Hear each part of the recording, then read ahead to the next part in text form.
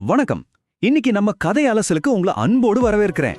இன்னைக்கு நாம ரொம்பவே சுவாரஸ்யமான அதே சமயம் ஒரு ஆழமான கதையை பத்தி பேச போறோம். இது வெறும் சின்ன குழந்தைகளுக்கான கதை மட்டும் அல்லங்க. சரியான பாதையை எப்படி தேர்ந்தெடுக்கிறது, உண்மையான நட்புனா என்ன அப்படிங்கறத பத்தின ஒரு சூப்பரான பாடம். சரி, நாம கதைக்குள்ள போறதுக்கு முன்னாடி உங்ககிட்ட ஒரு சின்ன கேள்வி. உங்களுக்கு எப்பவாவது ஒரு பொருள் மேல ரொம்ப ஆசை வந்து அதை எப்படியாவது அடைஞ்சிடணுங்கிற உந்துதல்ல ஏதோ ஒரு தப்பான முடிவு எடுத்திருக்கீங்களா? கண்டிப்பா நாம எல்லாரும் நம்ம வாழ்க்கையில ஏதோ ஒரு கட்டத்துல இதை ஃபேஸ் பண்ணிருப்போம் இல்லையா? இதுதான் இன்னைக்கு நம்ம கதையோட ஹீரோ சந்திக்க போற பெரிய சவால். சரி, இப்போ நேரா கதையோட ஆரம்பத்துக்கே போயிடலாம். ஒரு ரொம்பவே கவர்ச்சியான கடை. இப்போ கற்பனை பண்ணி பாருங்க, ஒரு அழகான கலர்ஃபுல்லான கிராமத்து கடை. அங்க பழங்கள், ஸ்நாக்ஸ், விளையாட்டு பொருட்கள்னு குழந்தைங்களுக்கு பிடிச்ச எல்லாமே நிறைஞ்சிருக்கு. அங்கதான் நம்ம கதையோட ஹீரோ 8 வயசு பையன் ரவி நிக்கிறான். தன்னோட ஃப்ரெண்ட்ஸோட கடைக்கு வந்த ரவியோட கண்ணு முழுக்க அங்க இருக்கிற ஒரு பளபளப்பான அழகான சிவப்பு ஆப்பிள் மேலேயே இருக்கு. அந்த ஆப்பிளை பார்த்ததும் அவனே கண்ட்ரோலே பண்ணிக்க முடியல. ஆசை ரொம்ப அதிகமாச்சுன்னா என்ன நடக்கும்? இதான் நம்ம கதையோட அடுத்த கட்டம், தவறான முடிவு. இந்த இடத்துல ஒரு முக்கியமான விஷயத்தை நாம கவனிக்கணும். ஆசை கண்ணை மறைக்க ரவி யாருக்கும் தெரியாம அந்த ஆப்பிளை எடுத்து மெதுவா தன்னோட பாக்கெட்ல வச்சுக்கிறான். ஆனா உண்மையில அவன் என்னங்க பண்ணிருக்கணும்? அவன் கிட்ட இருக்கிற பாக்கெட் மணியை கொடுத்து அதை முறையா வாங்கியிருக்கணும். கரெக்டா? ரவி செஞ்ச இந்த அமைதியான தப்ப அவனோட நண்பர்கள் கவனிச்சிடுறாங்க. அவங்க முகத்துல அதிர்ச்சியும் கவலையும் தெரிதே தவிர அவங்க கோவப்பட்டு அவனை பயமுறுத்தல. இதுதான் கதையோட ரொம்ப முக்கியமான திருப்புமுனை. உண்மையான நண்பர்கள் கண்டிப்பா தயங்காம பேசுவாங்க. உண்மையான நண்பர்கள் ஒரு இக்கட்டான சூழ்நிலையில எப்படி நடந்துக்குவாங்க அப்படிங்கிறது இங்க ரொம்ப அழகா வெளிப்படுது.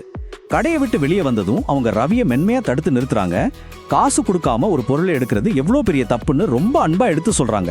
அது மட்டும் இல்லாம அந்த தப்பை உடனே சரி செய்யணும்னு அவனுக்கு ரொம்பவே சப்போர்ட்டிவா ஊக்கமளிக்கிறாங்க. இதுதாங்க உண்மையான நட்பு. சரி, ஃப்ரெண்ட்ஸ் சொன்னதை கேட்ட ரவி என்ன முடிவெடுக்கிறான்? அடுத்த பகுதி, தவறை சரி செய்தல். ஒரு தப்பை எப்படி சரி பண்ணணுங்கிறதுக்கு 3 தெளிவான ஸ்டெப்ஸ் இருக்கு. முதல் விஷயம், ரவி தான் செஞ்ச தப்ப உணர்ந்து நேரா கடைக்காரர்கிட்ட போய் ரொம்ப தாழ்மையா மன்னிப்பு கேட்கிறான். 2வது, அந்த ஆப்பிள மரியாதையா அவர்கிட்டயே திருப்பி கொடுக்கறான். 3வது, ரொம்ப நேர்மையா தன்னோட பாக்கெட் மணியை கொடுத்து அந்த ஆப்பிள வாங்குறான். இத பார்த்ததும் அந்த அன்பான கடைக்காரர் முகம் மலர்ந்து சிரிக்கிறார். ரவியோட நண்பர்களும் சந்தோஷத்துல கைத்தட்டி பாராட்டுறாங்க. ஒரு தப்ப திருத்திக்கிறது எவ்வளவு அழகான விஷயம் இல்லையா? தப்ப சூப்பரா சரி பண்ணியாச்சு. இப்போ நம்ம கதையோட மைய கருத்துக்கு வரோம். நேர்மை உங்களை செல்வந்தனாக்கும். அந்த கனிவான கடைக்காரர் குழந்தைங்களுக்கு ஒரு அருமையான பாடம் சொல்லி கொடுக்கிறார். நேர்மை அப்படிங்கிறது பணத்தால் வாங்கக்கூடிய எதையும் விட ரொம்ப ரொம்ப மதிப்புமிக்க ஒண்ணு அப்படின்னு அவர் சொல்றார். ஒரு பொருளோ பணமோ நமக்கு தர முடியாத உண்மையான நிம்மதியும் செல்வமும் நேர்மையில மட்டும்தான் இருக்குங்கிறத அந்த குழந்தைங்க ரொம்ப கவனமா கேட்டு புரிஞ்சுக்கிறாங்க. இந்த பாடம் ரவியோட மனசுல எவ்வளோ ஆழமா பதிஞ்சிருக்குன்னு பாருங்களேன். இப்போ ரவி கடையில இருக்கிற ஒரு முதியவருக்கு அவரோட பைகளை சுமக்க உதவி பண்றான். கடைக்காரருக்கும் மனசார நன்றி சொல்றான். ரவியோட இந்த நல்ல மாற்றத்தை பார்த்து அவனோட நண்பர்கள் ரொம்பவே பெருமையா சிரிக்கிறாங்க. ஒரு நல்ல விஷயத்தை கத்துக்கிட்ட உடனே அதை செயல்ல காட்டுறது எவ்வளோ பெரிய சிறப்பு.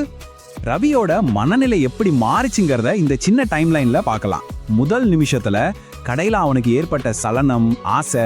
2வது நிமிஷத்துல அவன் செஞ்ச தப்பும் நண்பர்கள் அதை தட்டி கேட்டதும். 5வது நிமிஷத்துல அவன் மன்னிப்பு கேட்டு பணத்தை கொடுத்தது.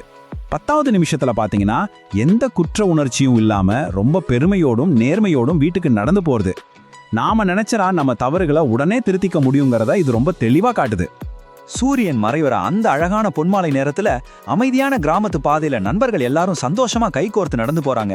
அப்போ நேர்மையே உங்களை உண்மையாகவே செல்வந்தராக்குகிறது அப்படிங்கிற அந்த ஆழமான வாசகம் நம்ம மனசுல அழகா பதியுது. இதுதான் இந்த கதையோட ரொம்ப அருமையான உச்சகட்டம். சோ இந்த முழு கதையிலிருந்தும் நாம தெரிஞ்சுக்க வேண்டிய மிக முக்கியமான பாடங்கள் என்னென்ன? தப்பு பண்றது மனித இயல்புதாங்க. யார் வேணாலும் தப்பு பண்ணலாம். ஆனா அந்த தப்பை ஒத்துக்கிறது தான் ரொம்ப முக்கியம். ஒத்துக்கிறது மட்டுமல்லாம அதை உடனே சரி செய்யணும். அதுக்கப்புறம் எப்பவுமே நேர்மையான வழியை மட்டும்தான் தேர்ந்தெடுக்கணும். இதுதான் நம்ம கேரக்டரை தீர்மானிக்குது. ஃபைனலா உங்களை சிந்திக்க வைக்கிற மாதிரி ஒரு கேள்வி. அடுத்த முறை உங்களுக்கு இப்படி ஒரு சலனம் வந்து ஒரு தவறான முடிவை எடுக்க தோணும் போது ரவிய போல அதை திருத்திக்கிட்டு சரியானதை செய்யக்கூடிய தைரியம் உங்ககிட்ட இருக்குமா? யோசிச்சு பாருங்க. இந்த ஒரு பாசிட்டிவான சிந்தனையோட இன்னைக்கு நம்ம கதை அலசல நான் முடிச்சுக்கிறேன். எப்பவுமே நேர்மையா இருப்போம். Welcome to Jnanam TV. Like and subscribe. Watch more now.